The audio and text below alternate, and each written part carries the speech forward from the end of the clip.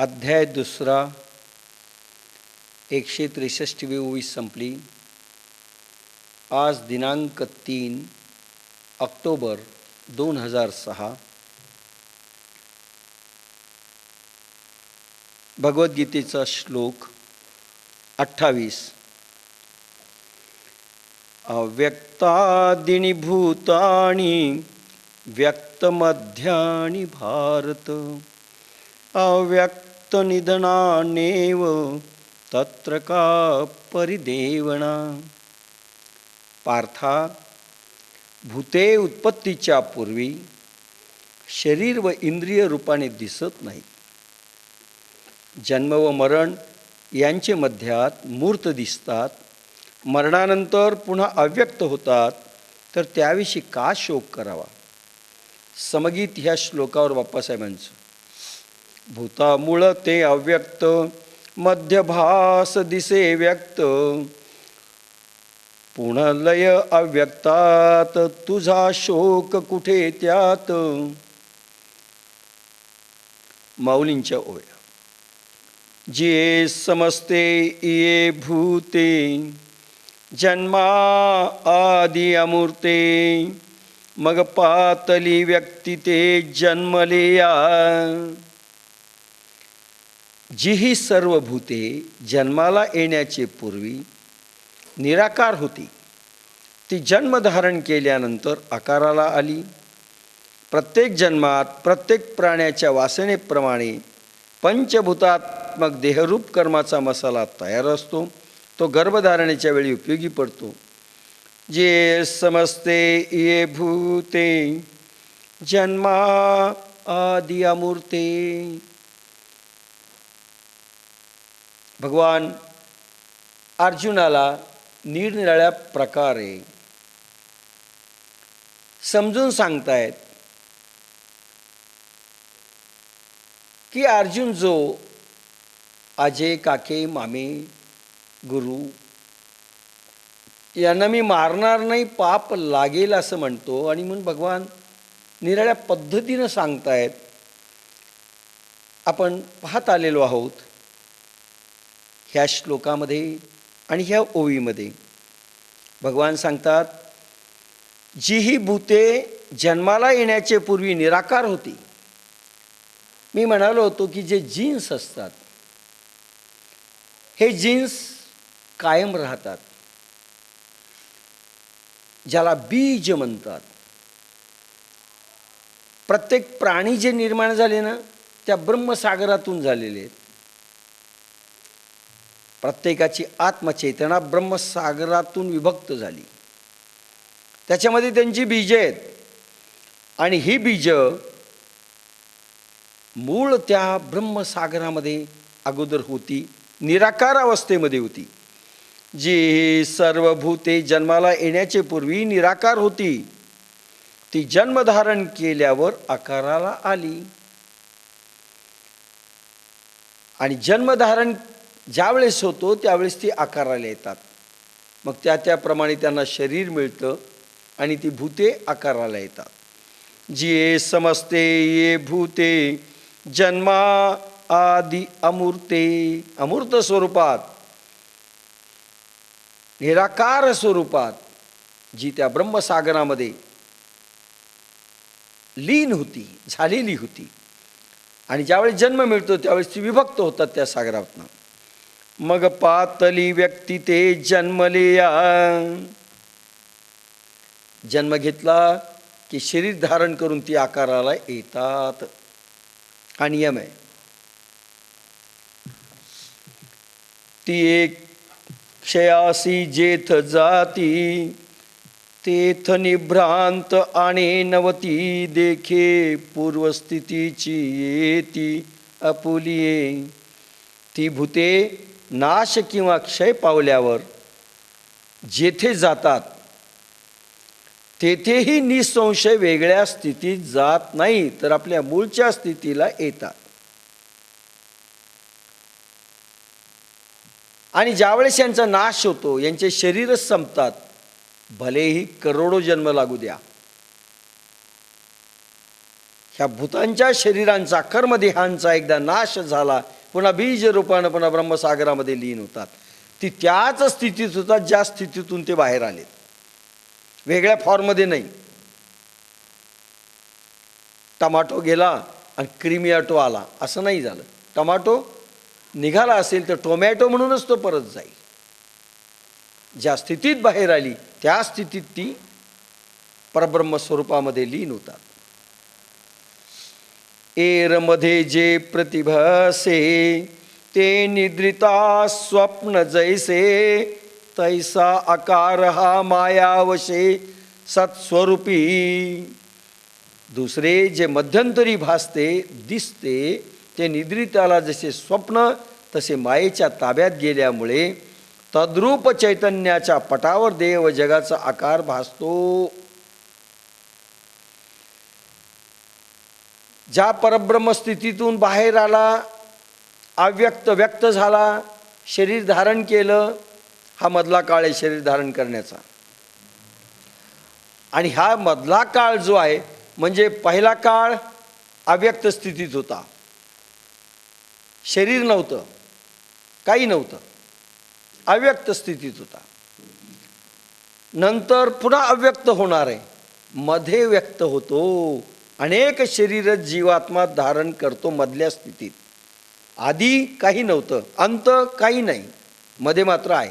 जे मध्ये आहे, जे भासतं ते मूळ स्वरूप नाही, मूळ स्वरूप अव्यक्त. लीन होण्याचं स्वरूप तेही अव्यक्त, लक्षात घ्या. मग भासतं का? मध्ये फक्त भासतं. जे भासतं ते खरं नाही, खरं अव्यक्त स्वरूप आहे, खरं ब्रह्मचैतन्याचं स्वरूप आहे. प्रत्येक जीवात्म्याचं चैतन्य स्वरूप आहे. जे भासतं हे स्वप्न आहे, हे स्वप्न आहे.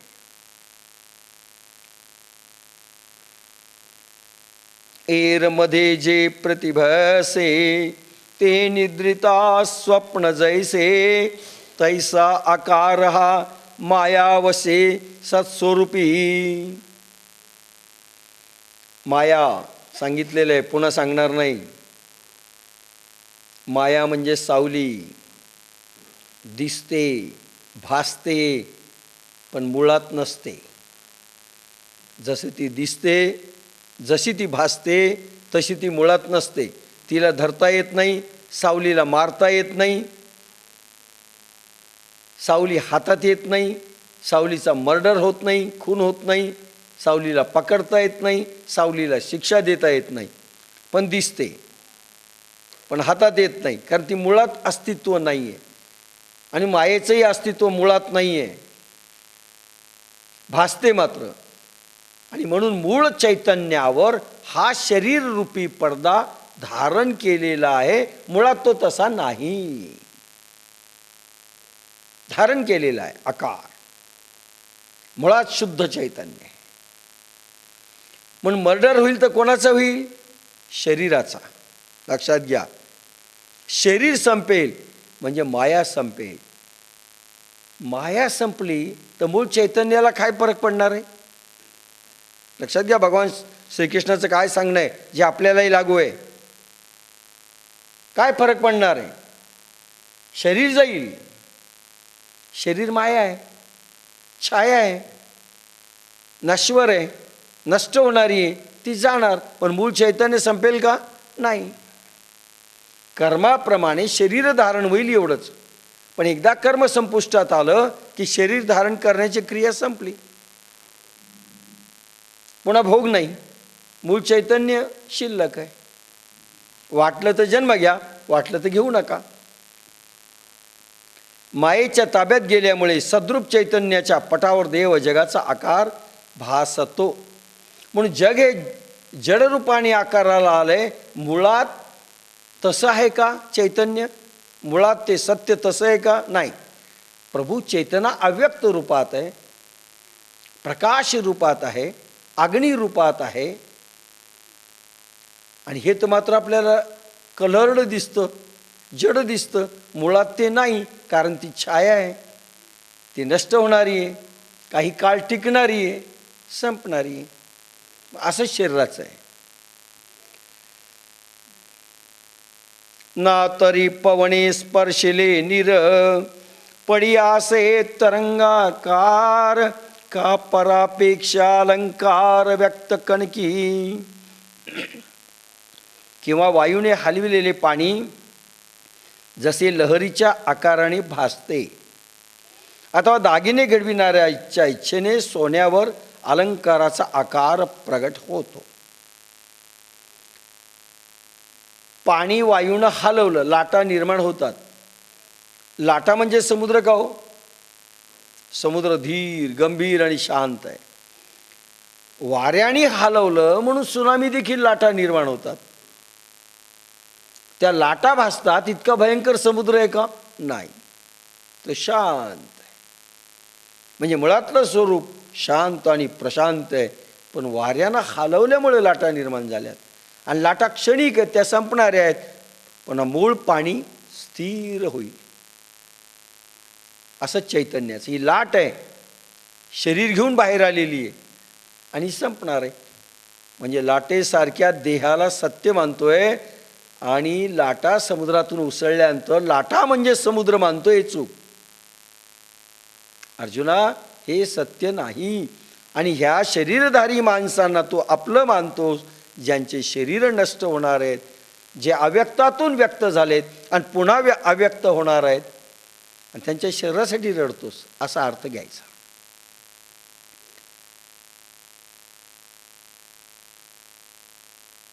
का परापेक्षा अलंकार व्यक्ती कणकी. सोनं असतं, सोनार त्याच्या इच्छेने दागिने बनवतो, अलंकार घडवतो. सोनं शुद्ध स्वरूपात जर पाहिलं तर अलंकार स्वरूपात असतं का? नाही. अलंकार जे तुम्ही बनवलेले आहेत ते सोन्यावर चढवलेला मुलामा आहे, मूळ सोनं नाही आहे. ते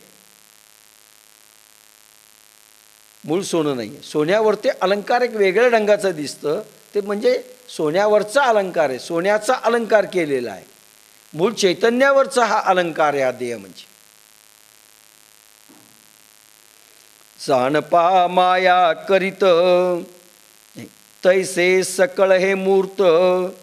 जाणपा माया करीत जैसे आकाशी बिंबत अभ्रपटल. त्याप्रमाणे साकार जगत मायेने आकारित झाले आहे. पूर्ण समज. कसे म्हणशील तर आकाशात मेघांचा पडदा जसा उत्पन्न होतो, आकाशात मेघांचा पडदा उत्पन्न होतो, तसाच या मूळ चैतन्यावर ते चैतन्यावर ते हा ढगासारखा एक मायावी आकार असा जगताचा पडदा तयार होतो. मुळात ब्रह्मचैतन्य तसं नाही, मायेने आकाराला आलेलं आहे. ती छाया आहे, ती संपणारी, नष्ट होणारी, दिसते, हातात येत नाही, टिकणार नाही. तैसे आधीची जे नाही तया लागी तू रुदसी काही. तू अविट ते पाही चैतन्य एक. त्याप्रमाणे जे मुळातच नाही त्याच्यासाठी तू का रडतोस? म्हणजे भीष्माचार्याला मारायचं नाही असं तुला वाटतं? भीष्माचार्यांचा देह हा टिकणारा नाही, तो मायावी. द्रोणाचार्याला मारायचं नाही असं तू म्हणतोस, म्हणजे तू देहाला मारतोयस, मायेला मारतोयस, त्याच्या मूळ चैतन्याला नाही. लक्षात घ्या कसं म्हटलेलं आहे. आणि तू त्यांच्यासाठी रडतोस कारण ही शरीर टिकणार नाहीत, राहणार नाहीत. हे राहणार नाही ती शरीर.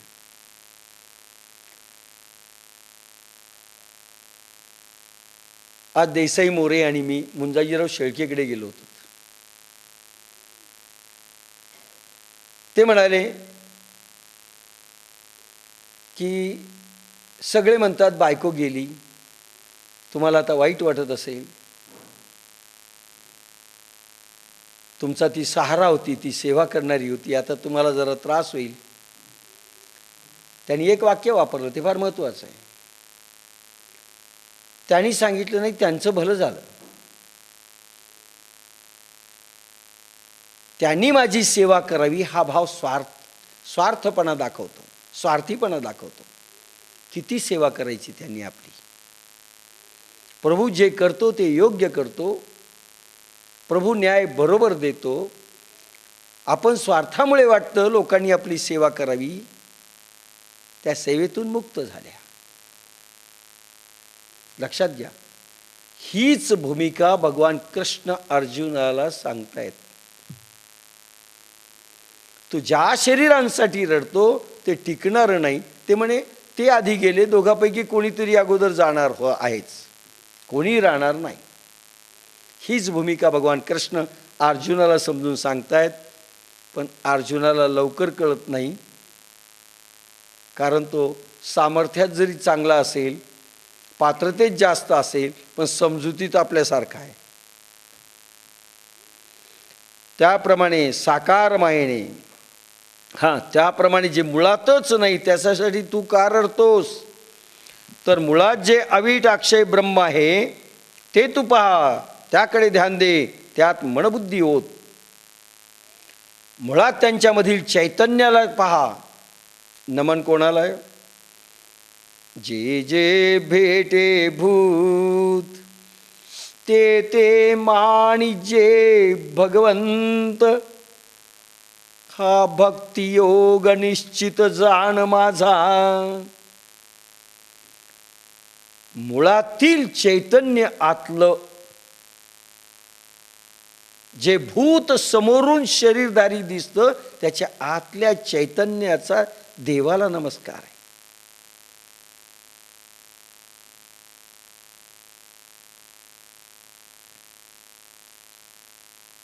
त्यासाठी तू का रडतोस?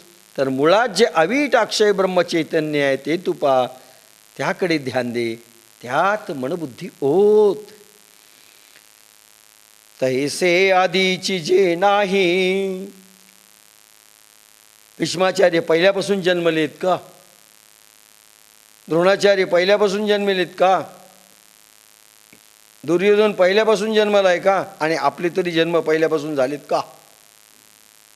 आत्ता झालेत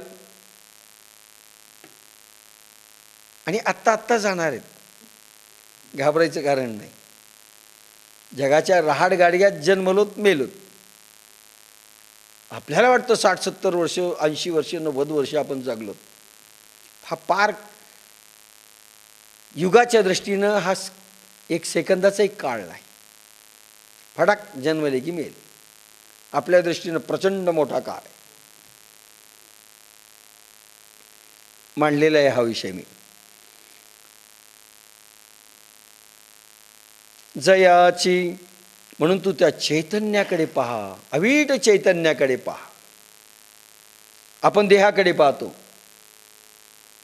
जयाची आरतीची भोगित, म्हणून रामकृष्ण परमहंस शारदा मातेला समाधी घेत असताना म्हणाले, अश्रू ढाळायचे नाहीत, मी गेल्यानंतर रडायचं नाही, गंध पुसायचा नाही, मंगळसूत्र तोडायचं नाही, कारण मी शरीराने चाललोय. शरीर नश्वर आहे, मायावी आहे, चैतन्य रूपानं मी कायम आहे. मी गेलो कुठे? आणि तोही रडायचं नाही. सोपं नाही आहे, सोपं नाही, पण हे अपेक्षित आहे. हा भगवंत नाही रडला हो. 16,108 बायकांना प्रत्येकाला 10 पोर होती. किती मुलं झाली भगवंताला?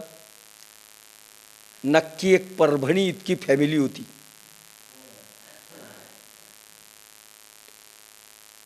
भगवंताची फॅमिली परभणी इतकी नक्की होती.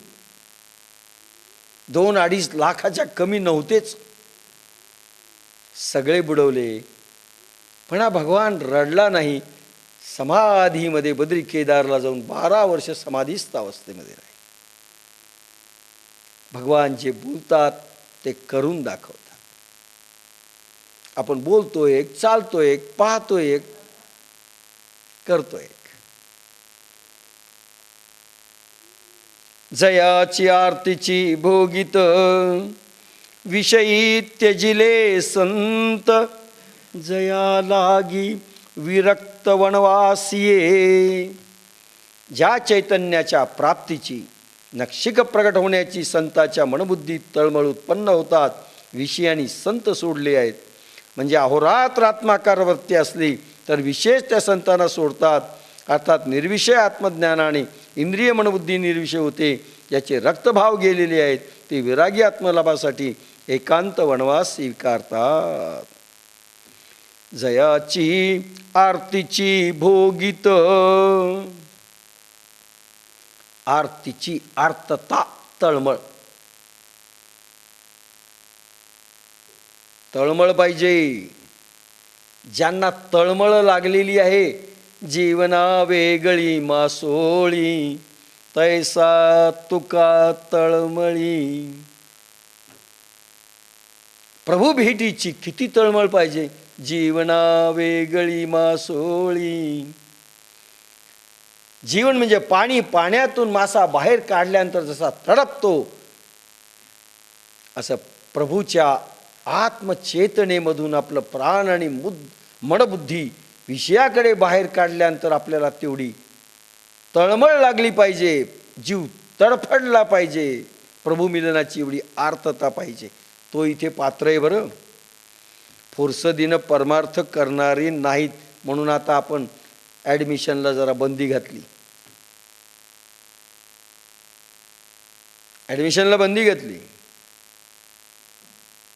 सहज नाही. किती तहान भूक झोप तुम्ही विसरू शकता. जयाची आरतीची भोगित विषयी त्यजिले संत. जे चैतन्य ब्रह्म चेतना ब्रह्म पावण्याकरिता, ब्रह्मरूप होण्याकरिता, ब्रह्म दिसण्याकरिता, ब्रह्म होण्याकरिता जे तडफडतायत, विषयी त्यजिले संत. संतांना विषय सोडून जातात. लक्षात घ्या वाक्य काय. वैराग्य कशाला म्हणतात. तुम्ही विषय सोडणं हा प्रायमर भाग झाला, पहिली सीडी झाली. पण विषयाने तुम्हाला सोडणं, लक्षात घ्या दोन्हीमधला फरक काय. तुम्ही विषय सोडणं ज्ञानेश्वरी आहे. टी व्ही सिरियलही महत्त्वाची आहे. टी व्ही सिरियलमध्ये चांगला पिक्चर आहे किंवा टी व्हीची सिरियल फार सुंदर आहे आणि ती सिरियल पाहता येत नाही कारण ज्ञानेश्वरी आहे. मनात आहे जावं की न जावं. नाही जावंच, ज्ञानेश्वरीला आले. पण मनात एक खुटखुट आहे, टी व्ही सिरियलमध्ये काय चाललं असेल. तुम्ही विषय सोडलाय, तुम्ही सोडलाय, पण मनात आहे मी सोडलंय. आज टी व्ही सिरियल सोडलं ज्ञानेश्वरीसाठी. विषयांनी तुम्हाला सोडणं, लक्षात घ्या. हा दुसरा प्रकार. तुम्ही बसलेला आहात म्हणजे याचा अर्थ, दुसरा अर्थ काय होतो. ज्ञानेश्वरी आज नसती तर तुम्ही टी व्ही सिरियल पाहिला असता. बरोबर आहे. एका महत्त्वाच्या कॉजसाठी तुम्ही टी व्ही सिरियल सोडली, पण ज्ञानेश्वरी नाही, दुसरं काम नाही, टी व्ही सिरियल चालू आहे, पण पाहू वाटत नाही. विषयानी तुम्हाला सोडलाय. तुम्ही विषयांना सोडणं आणि विषयानी तुम्हाला सोडणं. चहा प्यावासा वाटतो पण डॉक्टर म्हणतात पिऊ नका. तुम्ही विषयाला सोडलंय, पण चहा पाहिला तरी प्यावासा वाटत नाही, विषयानी तुम्हाला सोडलाय. मनातून खुटखुटे, नाही मिळालं तर बरं होईल पण काय करावं. विषयानी तुम्हाला सोडणं, इथे विषयानी तुम्हाला सोडणं हा भाग आहे.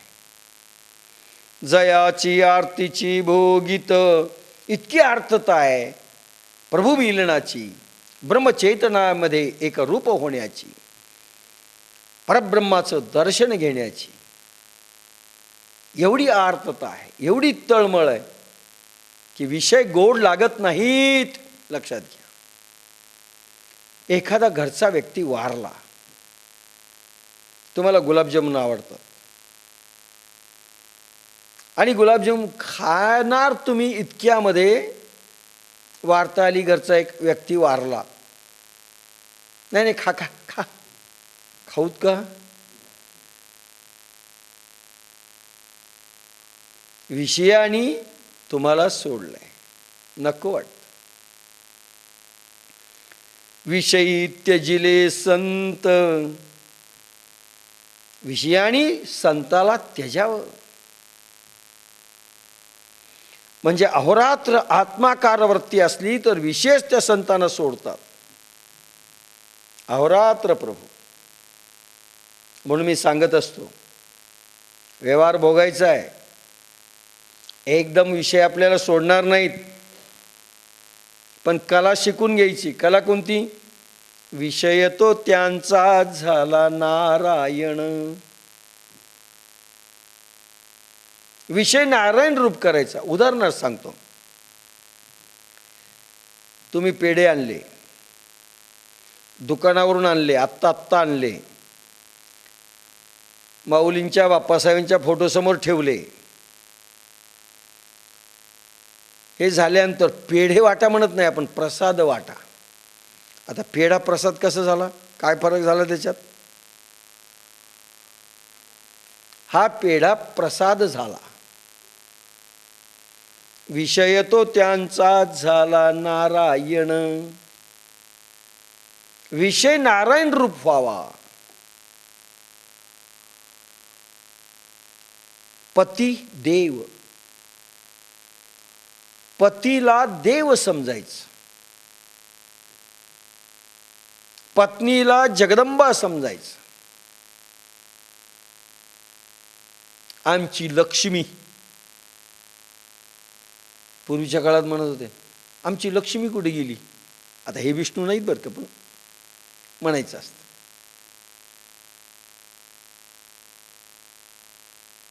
पत्नीला देवी समजायचं, देवता समजायचं, जगदंबेचा अंश समजायचं.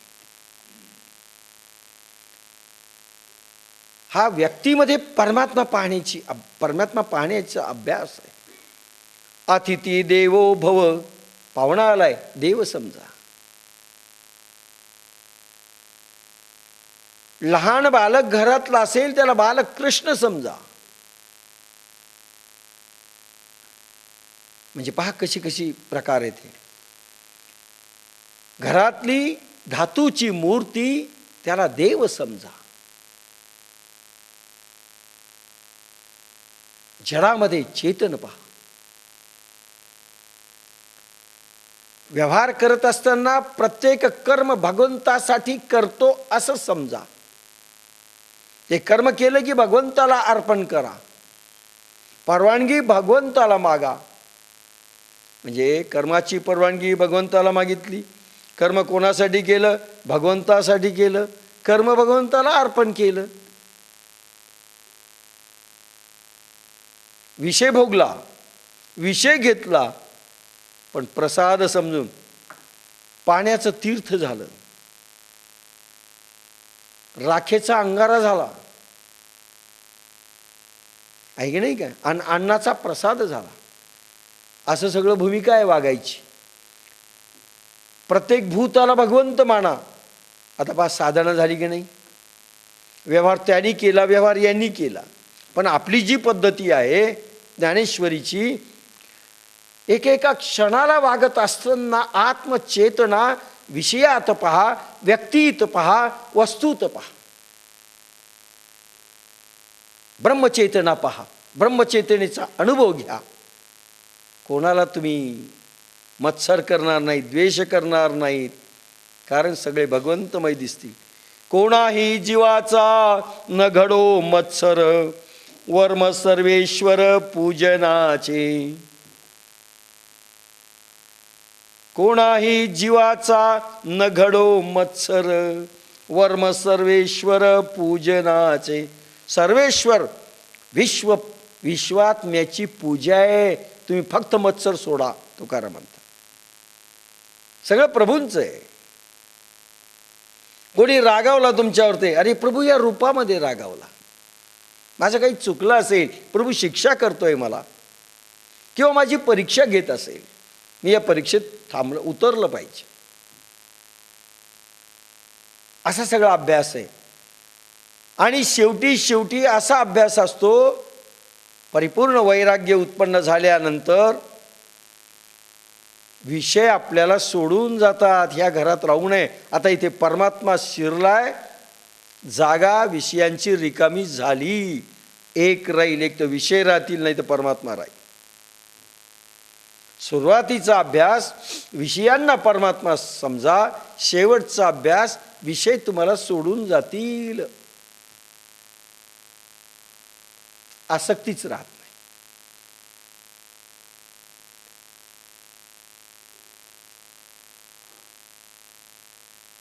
जयाची आरतीची भोगित, विषयी त्यजिले संत, जया लागी विरक्त वनवासिये.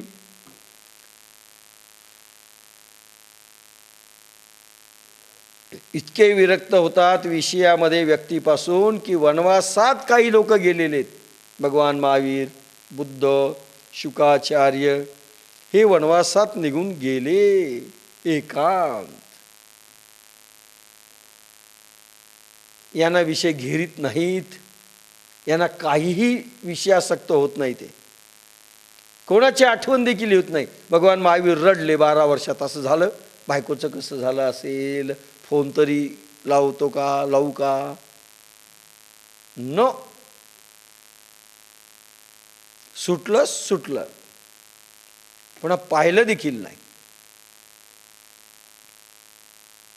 आत्मलाभासाठी सगळ्या विषयांना, व्यक्तींना लाथ मारली संतांनी. विषय त्यांना त्यजतात. आणि अर्जुना, तू ह्या विषयासक्त माणसांच्या मागे लागलेला आहेस, मायावी देहधारी माणसांच्या मागे लागलेला आहेस. कंपॅरिझन करतात भगवान. अर्जुना असं हो, मायावी जगतामध्ये गुरफटू नको. हे आपल्यालाही लागू आहे. वागत असताना आपलं कोणीही नाही, बस एवढं वाक्य उच्चारलं की संपलं. आपलं कोणीही नाही. आपल्याला का आवडतात सगळी माणसं, सगळी आपली वाटतं? बिलकुल नाही. मरता वेळेस कोणी कमी येणार नाही, खाटेवर पडल्यावरही फार कोणी विचारणार नाही. अतिशय कठीण गोष्ट आहे. आपलं कोणीही नव्हतं, आधी कोणी नव्हतं, पुढे कोणी राहणार नाही. आताही जो मायेचा पसारा स्वार्थामुळे दिसतो, तेही कोणी नाही. थोडं बिमार व्हा, झळ बसू द्या, म्हणतील गेलेले बरे, त्यांना फार त्रास व्हायला, कारण म्हणजे यांना त्रास होत असतो. पण आपण सांगतो त्यांना फार त्रास व्हायला, आता गेलेली बरे. आणि मग स्वतःच सांगतात, आम्हाला असं वाटतं असं जावं, कोणाला त्रास होऊ नये, आणि त्याच्या देखत बोलतात.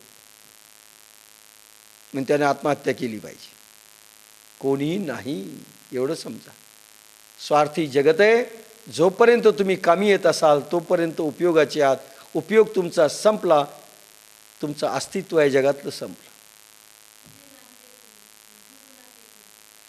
तुझे नाही रे कोणी, नाही कुणाचे कुणी.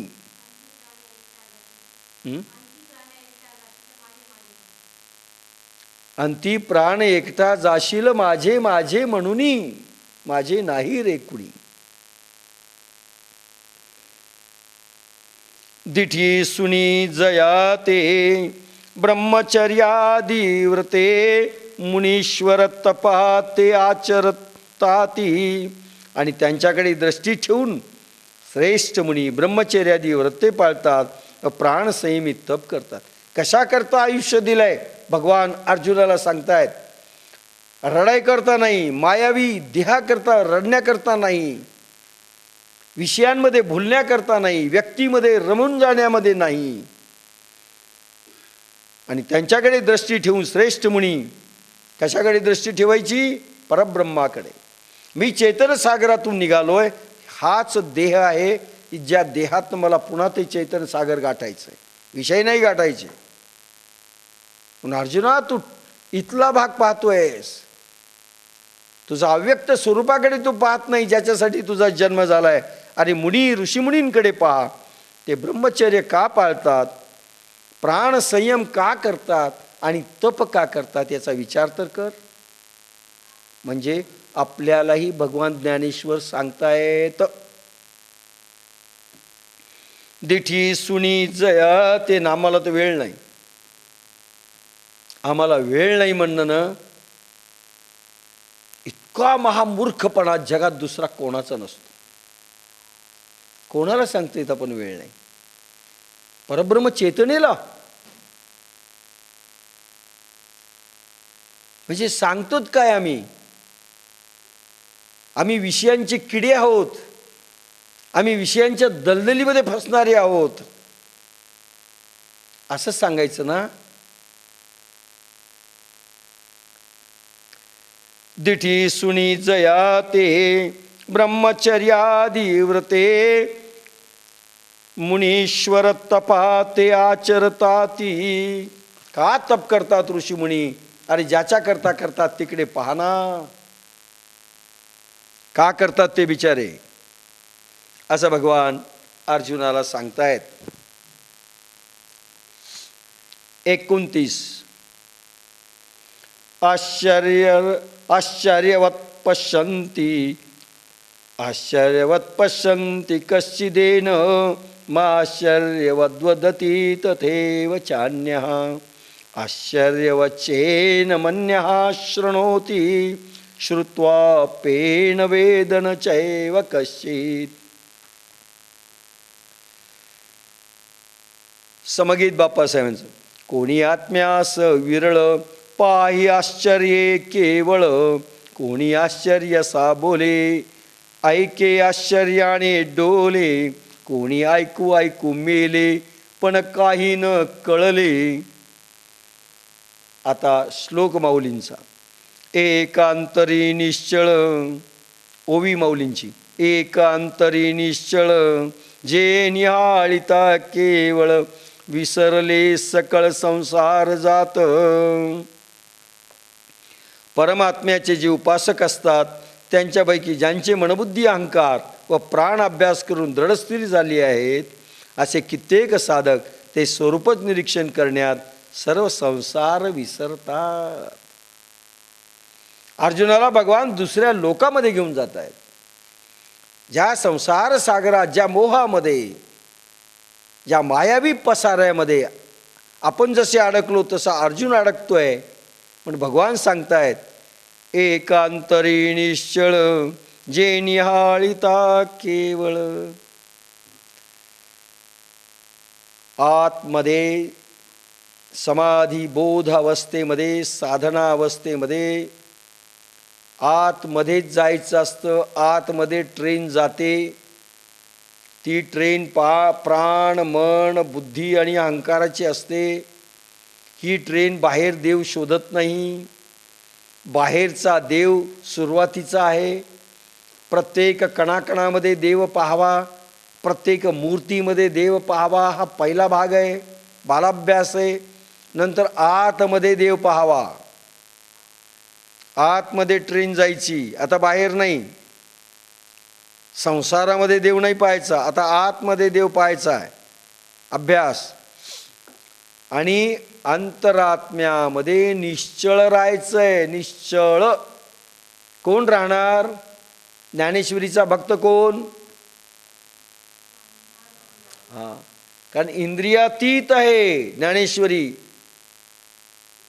इंद्रियांच्या गावाने निजे, इंद्रियातीत. आता इंद्रियातीत म्हणजे 5 ज्ञानेंद्रियांचं काम नाही, 5 कर्मेंद्रियांचं काम नाही, तरी उपभोगायचं. टाळ नाही, मृदंग नाही, जप नाही, वाचनी काही नाही, पायाने चालणं नाही कुठल्या मंदिराकडे, हाताने भजन करणं नाही, ज्ञानेश्वरीचं उड्डाण 5 ज्ञानेंद्रिय 5 कर्मेंद्रियांना सोडू नये. डोळ्याचं काम नाही, कानाचं काम नाही, नाकाचं काम नाही, हाताचं काम नाही, पायांचं काम नाही, जिभेचं काम नाही, कानाचं काम नाही. काय मग मग भक्त कोण?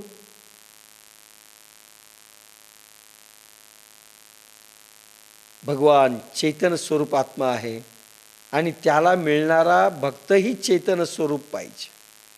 म्हणून आपल्यामध्ये आलेला प्राण हा गतिवंत आहे.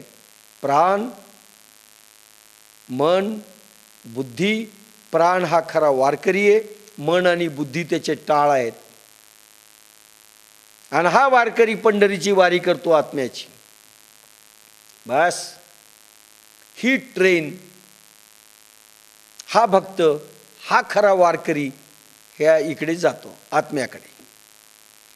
आणि तिथे जाऊन स्थिरावायचं आहे, पुन्हा खाली नाही यायचं. प्राण गेला की प्राण बराच वेळपर्यंत स्थिरावतो. एक समाधीबोधामध्ये अशी स्थिती येते की निश्चळ प्राण उगीच थोडा खाली येतो, उगीच थोडा वर जातो, जाणीव असते, प्राणांची हालचाल असते. मोठमोठे प्राण घेतल्या जात नाहीत, अतिशय थोडा घेतला जातो, अतिशय थोडा सोडल्या जातो. बस निश्चळ स्थिती. एकांतरी निश्चळ जे निहाळिता केवळ. बस निरीक्षण करायचं आहे आणि त्याच्यातनं जो आत्मानंद प्रगट होईल, जो प्रेमानंद प्रगट होईल, जो ब्रह्मानंद प्रगट होईल, जो आत्मानंद प्रगट होईल, त्याला निहाळायचं आहे, त्याला पाहायचं आहे.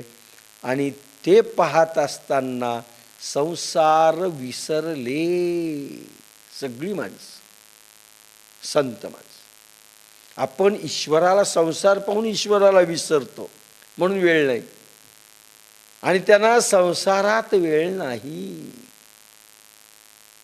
लक्षात घ्या. आत्मस्वरूपाचं दर्शन झाल्यानंतर निरीक्षण करण्यात सर्व संसार विसरतात. आजही 3-3 हजार वर्ष समाधीस्थ असणारे ऋषीमुनी आहेत, 10-10 हजार वर्षांचे ऋषीमुनी आहेत, 10-10 हजार वर्षांचे आहेत. ज्यांनी एखाद्या वेळेस भगवान श्रीकृष्णार्जुनांचं युद्ध पाहिलं आणि समाधीस्थ झाले, आज आहेत. कोणता आनंद उपभोगतायत? बस ब्रह्माचे डोही, आनंदाचे डोही, आनंदी तरंग. बस आनंदामध्ये पोहतायत. विषयात आले की ती तडफडतात, नको, हा आनंद चांगला नाही. आपल्याला अजून खरा आनंद माहिती नाही आणि प्रत्येक जीव आनंदासाठी धडपडतोय. आपण विषयात शोधतोय. आपल्यालाही आनंद पाहिजे बरं का. कोणी दुःखासाठी खटपट करत नाही. करतोत का आपण? नाही बा, आम्ही दुःखासाठी खटपट करतो, नाही, आनंदाकरता. विषयातनं आनंद शोधतोय, व्यक्तीतनं आनंद शोधतोय. बायको कशी पाहिजे? अशी सुंदर पाहिजे, ऐश्वर्या राय, जिने मला आनंद द्यावा. आनंदासाठीच ना. छान छान फिल्मी गाणी पाहिजेत का? त्या गाण्याने मला आनंद द्यावा. म्हणून आपण शोधतोय. हे गुलाबजामू तुम्हाला आनंद दे, हे बायको तुम्हाला आनंद दे, हे पुस्तक तुम्हाला आनंद दे, हे ज्ञानेश्वरी तू आनंद दे, हे TV सिरियल तुम्हाला आनंद दे, हे मुला तुम्हाला आनंद दे. आनंद शोधतोय ना विषयात, वस्तूत आणि व्यक्तीत. त्याला संसार म्हणतात. पण हा क्षणिक आहे. ज्यावेळेस बायको नवऱ्याला विचारत नाही त्यावेळेस भ्रमनिरास होतो. मुलगा आईला विचारत नाही, भ्रमनिरास होतो. आई मुलाला विचारत नाही, भ्रमनिरास होतो की नाही आहे, आनंद नाही आहे. ती वस्तू खराब होते, भ्रमनिरास होतो की वस्तू आनंद देऊ शकत नाही, व्यक्ती आनंद देऊ शकत नाही. आणि दुःखातच जन्म जातो. मग खरा आनंद ज्या आनंदाच्या डोहातून आपलं प्राण मन बुद्धी आणि अहंकार आत्मचेतना जीवचेतना निघालेली आत्मा निघालेला आहे, तो तिथे जाऊन मिळाल्याशिवाय तो खरा आनंद त्याला मिळणार नाही. हा शोधतोय तिथे नाही. एक आई असते, एक छोट्या पोराला बाजारात घेऊन जाते. हा खुळखुळा मागतो, भिरभिरा मागतो, राजपाळण्यात बसायचं म्हणतो, चक्रीवर बसायचं म्हणतो. आईजवळ पैसे नसतात. बाळ म्हणतो मला ही बाहुली घेऊन दे, मोटर घेऊन दे. तिजवळ पैसे नसतात. तितक्यात पाहता पाहता मुलगा चुकतो, दुसरीकडे जातो. एक सुंदर स्त्री त्याला उचलते. रडतो तो, आई म्हणून रडतो. आता तिची कोणती आई त्याला बोलता येत नाही. ती खुळखुळा देते जे याला पाहिजे होतं. तो पाहतो, थोडं घेतो आणि फेकतो, कारण त्याला आई आठवते. पुन्हा मोटर देते ती घेऊन, ही मोटर घे. तो पुन्हा थोडं पाहतो आणि फेकून देतो, नाही मला आई पाहिजे.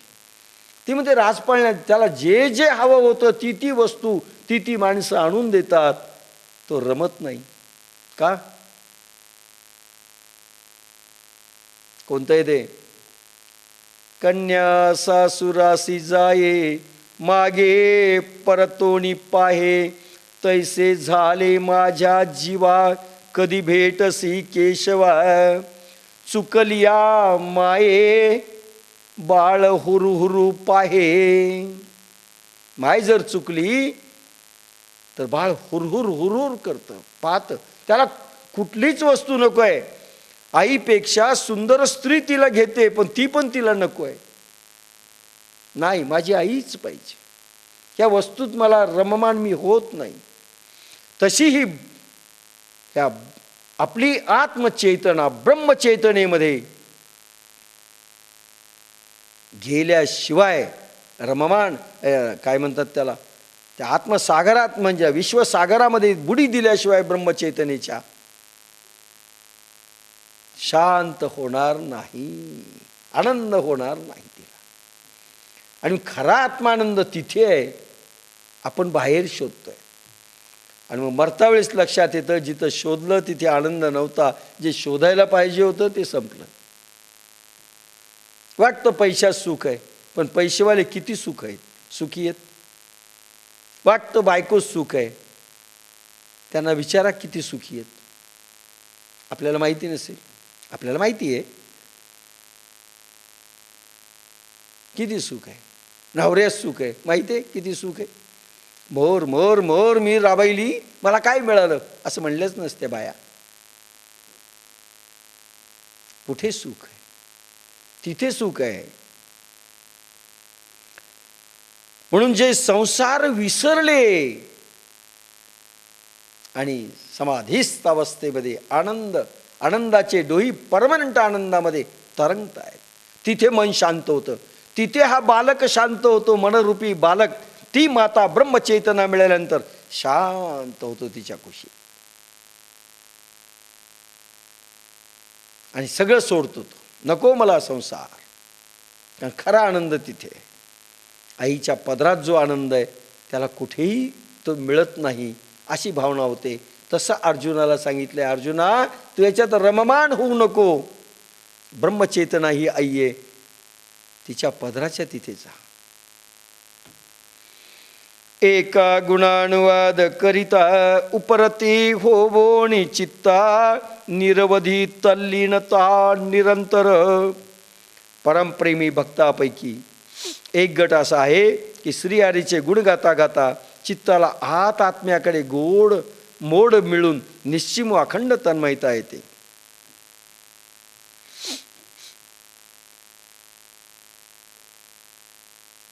दोन प्रकार आहेत. ह्या ओवीत असं म्हटलंय की दोन प्रकार असू शकतात.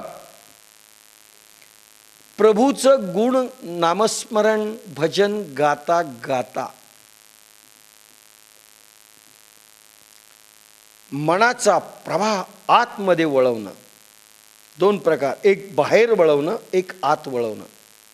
सर्व माणसे बाहेर वळवतात.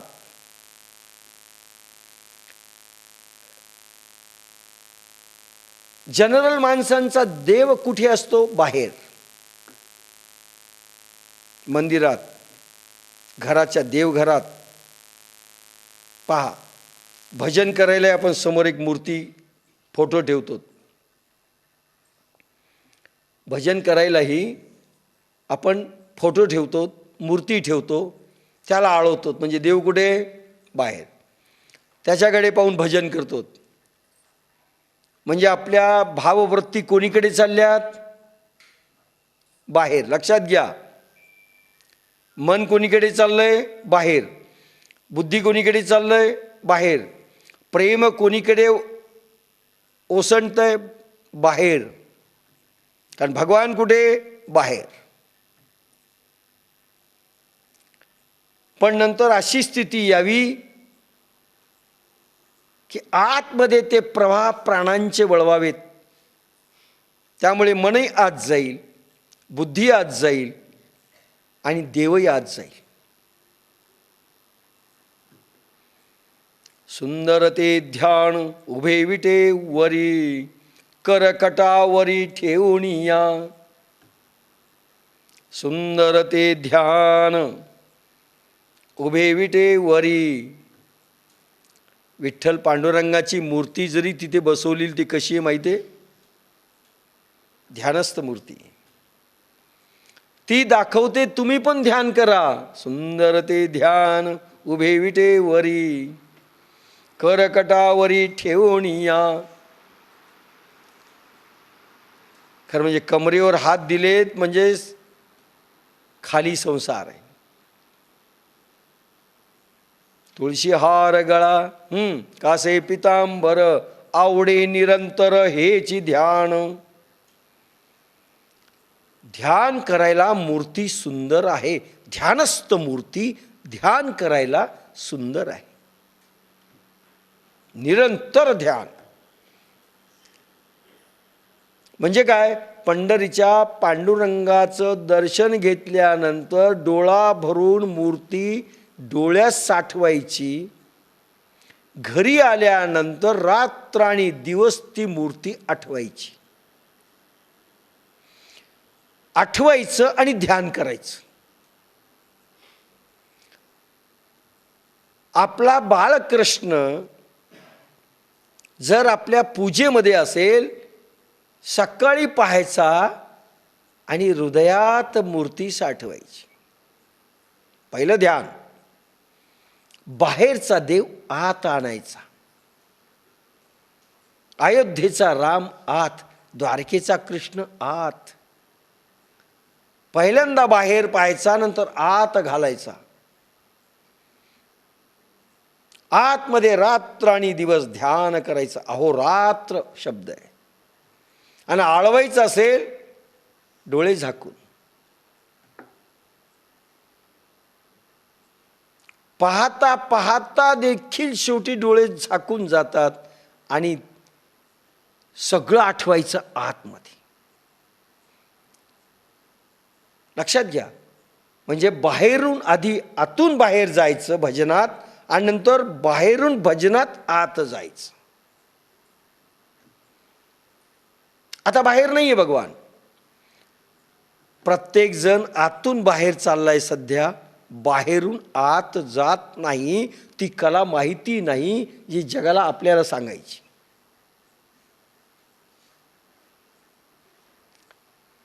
एकदा पांडुरंग रात्र आणि दिवस आपल्या डोळ्यासमोर उभा राहिला.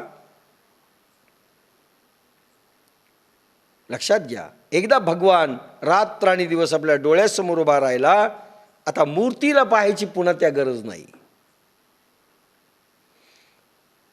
साठविला राहे हृदय संपुटी, बाहेर धाकुटी मूर्ती उभा.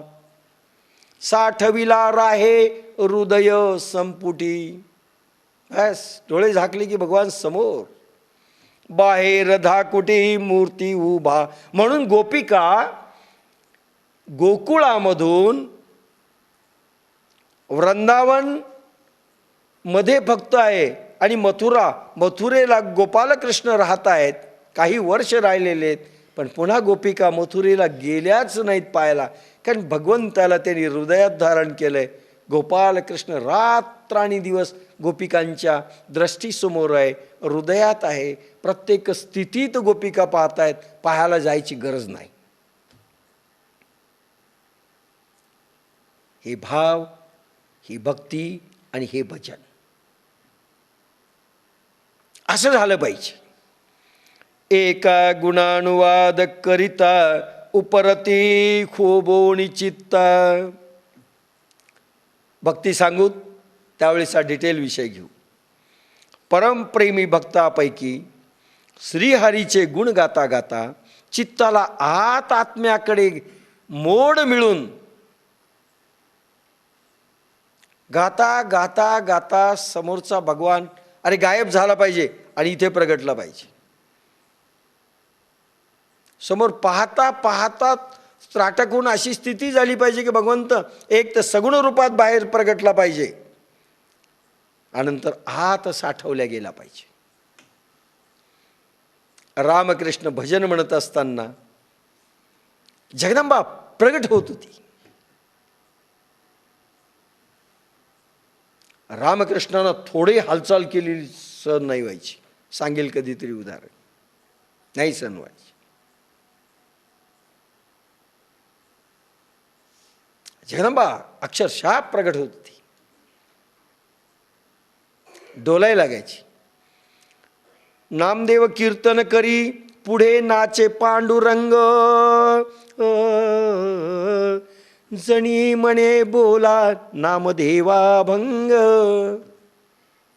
नामदेवांचं कीर्तन चालू असताना जनाबाई म्हणते पांडुरंग पितांबर धारी कीर्तनात येऊन थै थै नाचायचा.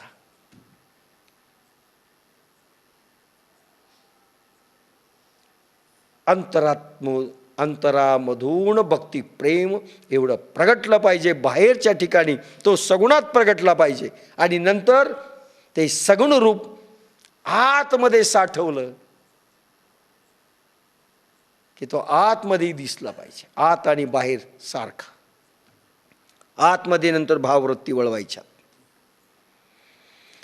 श्रीहरीचे गुण गाता गाता चित्ताला आत्म्याकडे मोड मिळून निस्सीम अखंड तन्मयता येते. अखंड तन्मयता.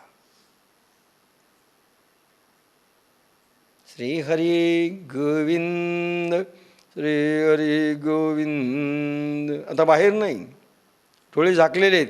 श्रीहरी गोविंद श्रीहरी गोविंद.